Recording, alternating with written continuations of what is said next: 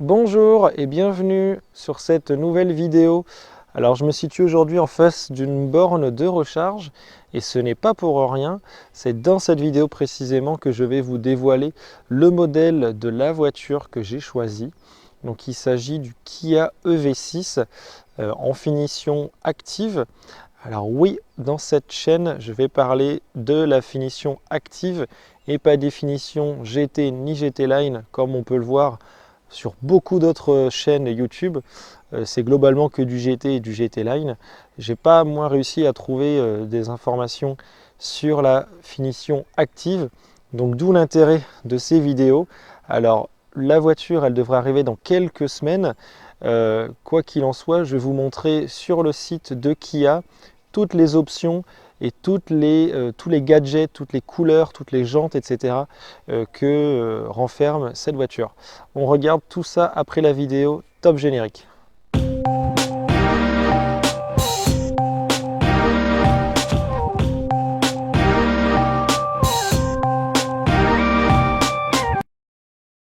Alors nous voici maintenant devant l'ordinateur pour parler du Kia EV6 et du configurateur ainsi que toutes les options de ce véhicule. Donc vous pourrez le remarquer, le Kia EV6 a été élu voiture de l'année 2022. Le constructeur estime une autonomie de 528 km en cycle 100% électrique. Donc le véhicule, je vous le rappelle, est un crossover, ce n'est pas un SUV. Et on a une recharge ultra rapide de 100 km en 4 minutes 30 secondes. Alors on va aller faire un tour au niveau du configurateur pour voir la voiture que nous avons choisie. Donc Kia V6 100% électrique. Alors voilà, donc nous avons plusieurs finitions. Donc on nous demande dans un premier temps de choisir la finition de la voiture. Donc on a une vue avant, une vue arrière de la voiture. Donc trois finitions possibles, le R Active, le R Design et la finition GT Line.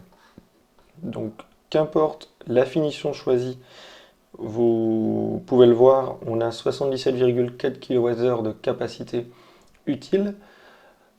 On a également la répartition en 2 roues ou 4 roues motrices, qu'importe la finition, pour la même puissance moteur, donc c'est-à-dire en 2 roues motrices on a 229 chevaux et en 4 roues motrices on a 325 chevaux, que ce soit en active, en design, en GT Line. Nous, la finition qui nous intéresse est bel et bien la finition active. Alors, on va aller voir toutes les caractéristiques. Voilà. Donc, Kia EV6 100% électrique R Active, voyons les fonctionnalités internes. Donc, accoudoir central, appuie-tête avant réglable en hauteur, banquette arrière rétractable. Donc oui, c'est une 60-40, donc autrement dit, c'est 2 sièges, 1 siège, c'est pas 3 sièges indépendants. Bus de ventilation, connectique USB à l'avant et à l'arrière de la console centrale. On a également des connectiques USB sur les sièges passagers et conducteurs qui peuvent être du type C. Éclairage intérieur à LED, pare-soleil avec miroir de courtoisie, plafonnier avant à LED, ça c'est plutôt sympa. Poche au sac à dos conducteur et passager, ça c'est vraiment cool pour stocker des livres, stocker un téléphone. Porte-gobelet à l'avant, sellerie mixte, cuir artificiel, donc oui ce n'est pas du cuir animal. Volant gainé cuir artificiel également. Sur la sécurité, alors là on va passer un petit moment parce que moi qui suis amené à faire beaucoup de routes, voilà, moi ce qui m'intéresse c'est de conduire en toute sécurité. Donc on a l'ABS comme sur toutes les voitures, donc l'ABS qui va répartir la charge sur le frein. On a l'aide au maintien dans la ligne, donc dans la file, pardon, le LKA. Donc je vous mettrai en petit aparté sur la vidéo un court aperçu de la vidéo de présentation de ces options. Airbags frontaux, bon bah voilà, les airbags on va passer. Alerte de vigilance au conducteur, donc le DAW, donc qui en fait vous demande de faire une pause quand il sent que vous commencez à être un petit peu fatigué. Assistance active à la conduite dans les bouchons, le LFA, ça c'est super sympa.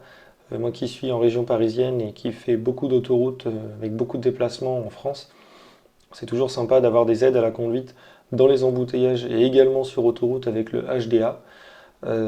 puisque dans les embouteillages, c'est là où on peut potentiellement avoir des accidents, quelqu'un qui nous rentre dedans, quelqu'un qui freine fort.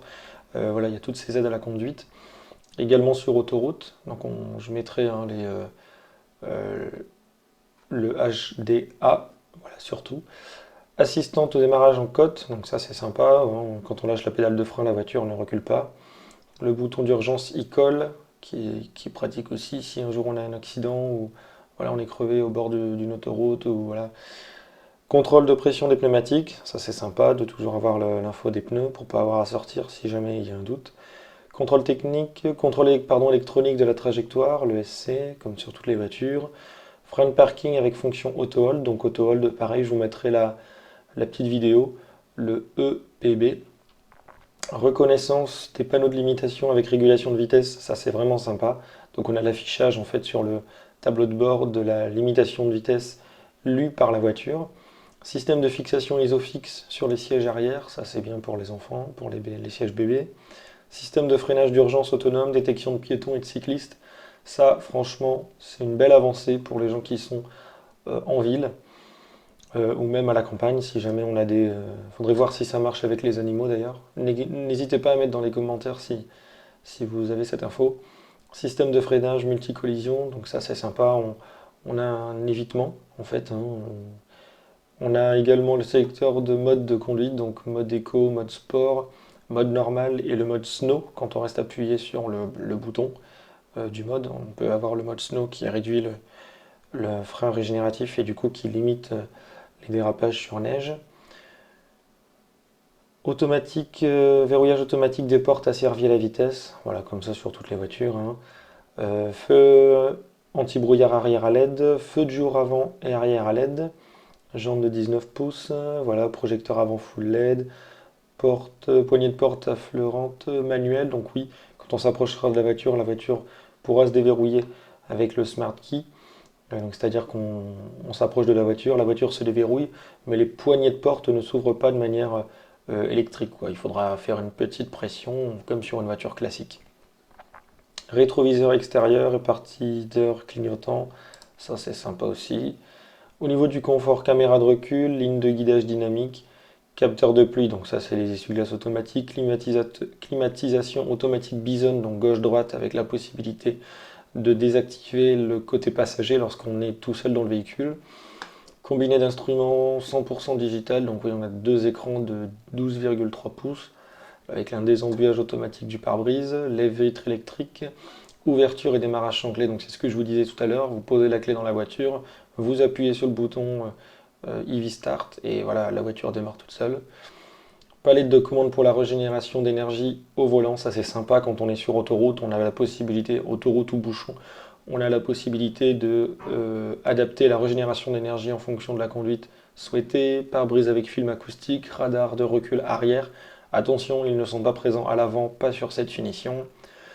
La radio DAB, donc la radio la radio numérique, radio MP3 avec 6 haut-parleurs, régulateur de vitesse adaptatif avec fonction stop and go, donc régulateur de vitesse adaptatif. Qu'est-ce que c'est?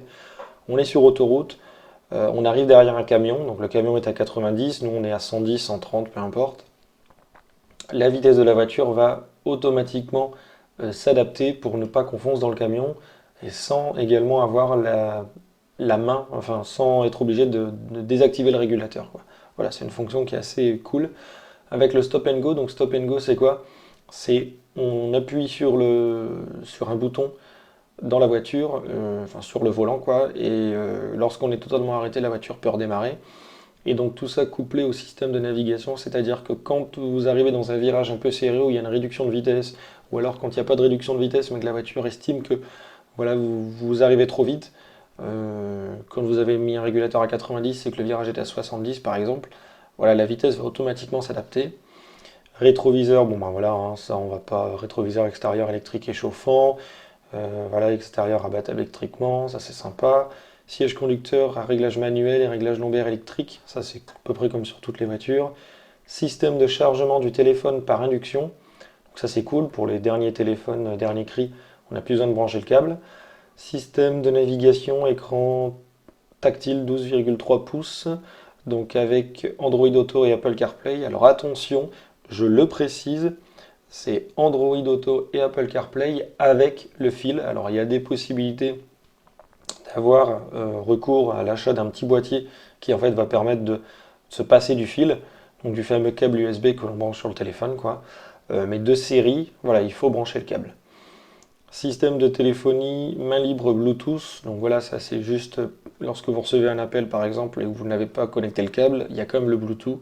Donc on utilisera la fonctionnalité de la voiture.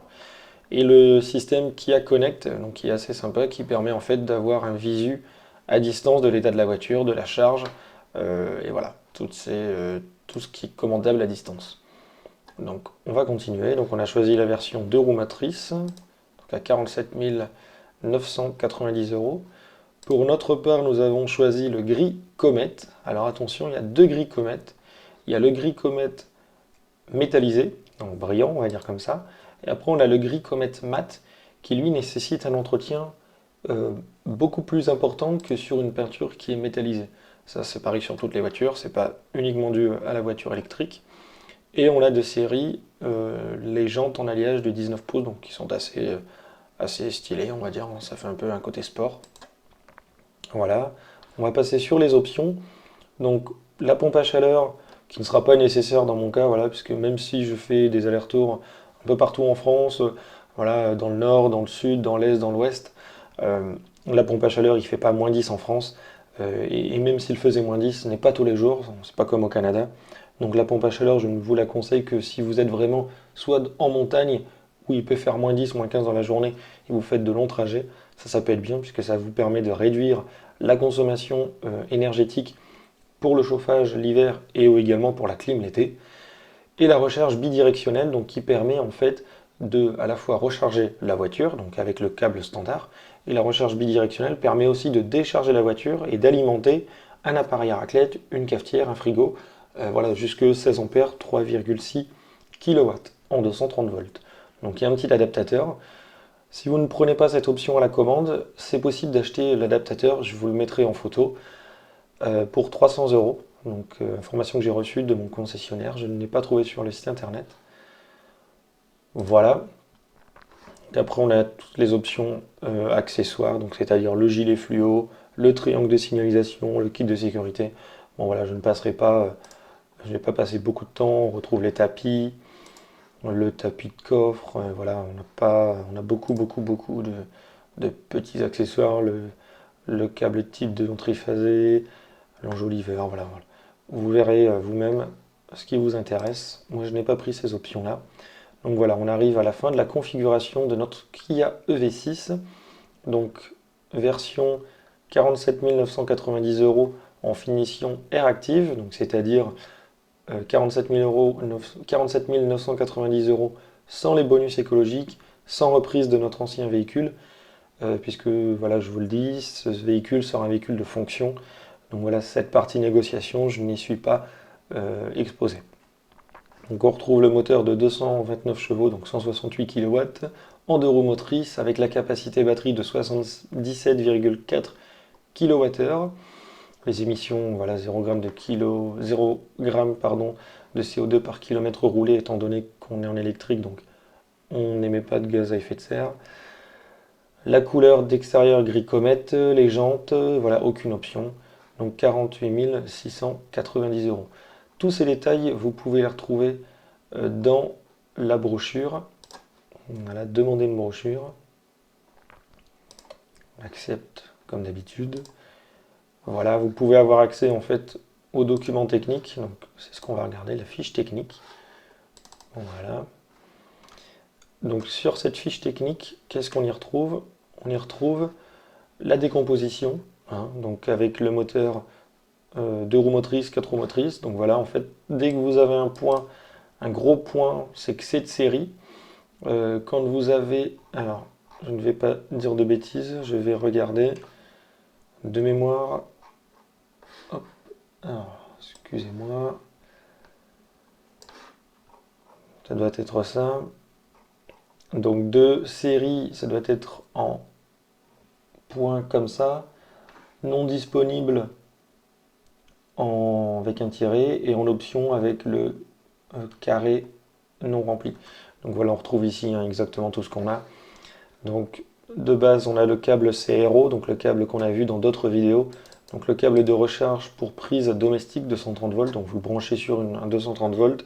On peut aller de 6 à 12 ampères. Donc c'est de série, c'est livré avec la voiture.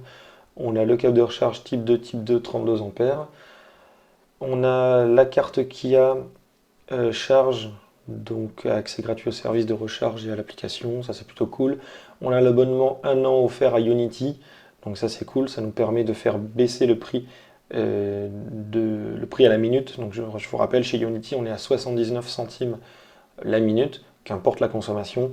Avec ce pass Unity Power offert par Kia, on descend à 29 centimes, donc voilà, quasiment 2 fois et demi moins cher. Donc c'est intéressant à prendre pour moi qui vais faire beaucoup d'autoroutes en perso comme en pro. On a la prise combo CCS, combo 2, donc CCS. Donc je vais vous mettre en détail ce qu'est le combo CCS et juste le type 2. Voilà, et après vous retrouverez toutes les options disponibles sur cette voiture. Voilà, on a les jantes en 19 pouces, les feux matriciels. Voilà, et nous, ce qui va nous intéresser, hop, c'est cette partie. Donc à droite de l'écran, donc la propulsion arrière, donc 2 roues motrices. Donc on a un moteur synchrone à aimant permanent d'une puissance de 229 chevaux, puissance fiscale 4 chevaux, un couple maximal de 350 Nm, ce qui est quand même assez important. On a une boîte de vitesse avec un seul rapport à réducteur, bien sûr, des multiplications finales, donc 10,65.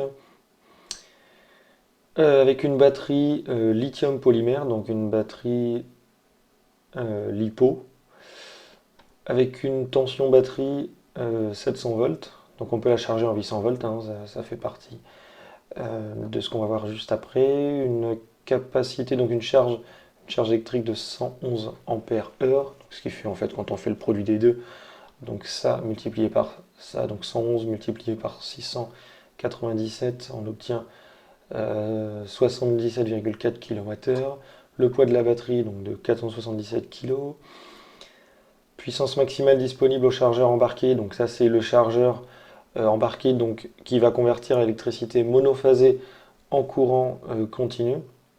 Excusez-moi, pardon, le courant alternatif en courant continu pour pouvoir le stocker dans la batterie, donc 10,5 kW.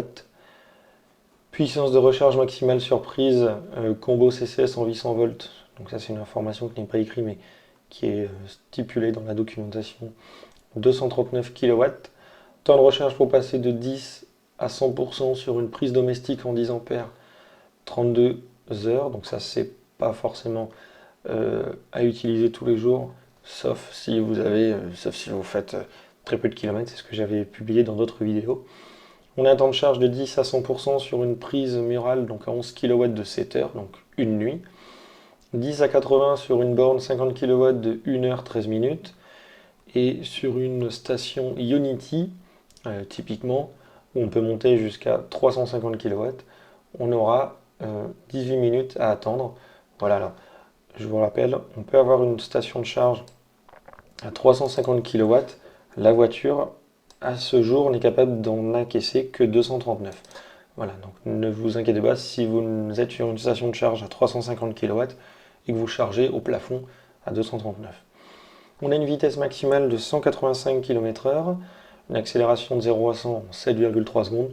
Bon, l'accélération de 0 à 100, c'est cool quand on est sur autoroute, c'est pas forcément intéressant quand on est en ville.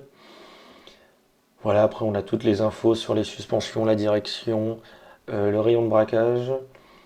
Voilà, toutes ces infos, bon, moi ça ne m'intéresse pas forcément. On a voilà, la longueur donc, de 4 mètres 68 pour la finition Active et Design, un petit peu plus longue pour la finition GT Line. En largeur, on a 1,88 m, contre 1,89 m pour la finition GT Line. Hauteur, ça ne change pas, on a toujours 1,55 m. L'embattement, donc 2,9 m. Voilà, on a également, alors je ne sais pas si on a la dimension des pneus. Je ne l'ai pas vu, je vous avoue. Non, on n'a pas la dimension des pneus. Je mettrai cette information en commentaire dans la vidéo. Donc voilà, au niveau des volumes de coffre, on a un volume de coffre qui est quand même assez important. Donc 480 litres, 490 litres sans le subwoofer Meridian. Voilà un petit peu tout ce qu'on a. Et on revient ici. Alors ça me fait bien rire. Je vais être honnête avec vous. Donc nous, on est en moteur de 229 chevaux avec des jantes de 19 pouces. Donc l'autonomie WLTP en fait est calculée sur un circuit en boucle fermée par des conditions de température qui sont idéales, sans clim, sans chauffage, sans feu allumé. Voilà ce qui donne une consommation de 16,5 kWh au 100 norme WLTP, donc en cycle mixte. En cycle urbain, eux, ils ont estimé à 11,8 kWh au 100 km. Bon, ce qui donne des autonomies de 740 et 528 km. Ça, je pense que je vais facilement réussir à démontrer que ces autonomies sont surestimées sur des trajets du style autoroute. Voilà, où on va consommer plutôt dans les 20-22 kWh au 100. Donc avec des autonomies qui seront bien moindres, mais l'autoroute, bien évidemment, c'est la bête noire de la voiture électrique. Au niveau des avantages fiscaux, donc on a un bonus écologique de 6 000 euros, donc avec la prime à conversion qui peut aller jusqu'à 2 500 euros. Alors il y a le petit astérix, ça c'est dépendant de vos voitures. Alors 6 000 euros avant toute commande passée avant juillet 2022. Après juillet 2022, ce sera 5 000 euros. Vous pouvez avoir certaines aides locales complémentaires donc à ces primes. Donc ça, je vous invite à vous rapprocher de votre commercial pour avoir toutes ces informations. On a la carte grise exonération totale donc, qui est offerte. La taxe sur la masse en ordre de marche. Donc oui, ça c'est la fameuse taxe malus qui a été mise en place par le gouvernement sur les gros véhicules. Typiquement, un gros véhicule est surtaxé au poids. Il y a une exonération totale qui est faite. Au niveau de la borne de recharge, on peut avoir des aides. Alors moi, je crois qu'on a des aides jusqu'à 960 euros lorsqu'on fait poser une borne par un professionnel. C'est une information que je revérifierai au montage et que j'ai incorporée dans la vidéo. Au niveau de la TVS, donc ça c'est la taxe sur les comment dirais-je, pardon, sur les professionnels, donc qui est en exonération totale. Voilà, la prime à devenir, les amortissements de batterie, voilà tout ça. Tout ça, je vous avoue que je ne maîtrise pas cette partie-là. Voilà, donc j'espère que cette vidéo vous a plu.